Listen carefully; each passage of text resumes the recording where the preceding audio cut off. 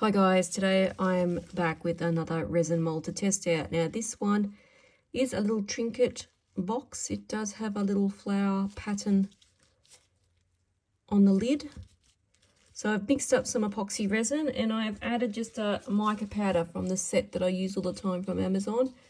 This one is a purple colour.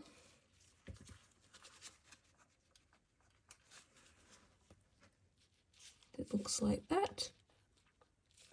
So all I'm going to do is fill up these mould and let it cure and we'll see what it turns out like.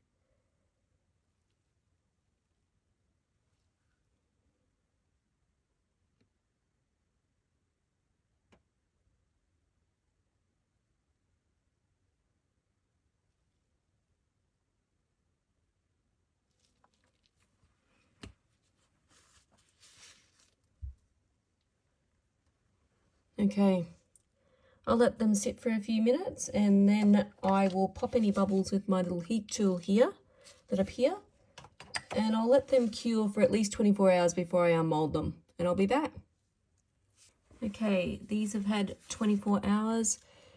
Time to unmold. And well, they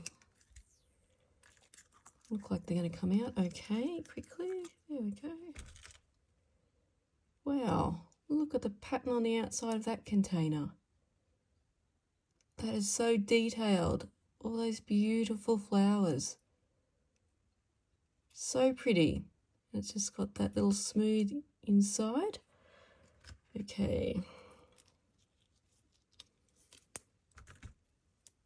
And that's the lid. Look at the detail on that. Wow. Now there does look like there are a few air bubble problems there. But nevertheless, how cute is that? Well, if you're looking for a Trinket box, give this mold a go, guys. And catch me next time for some more resin mold testing. Bye, guys.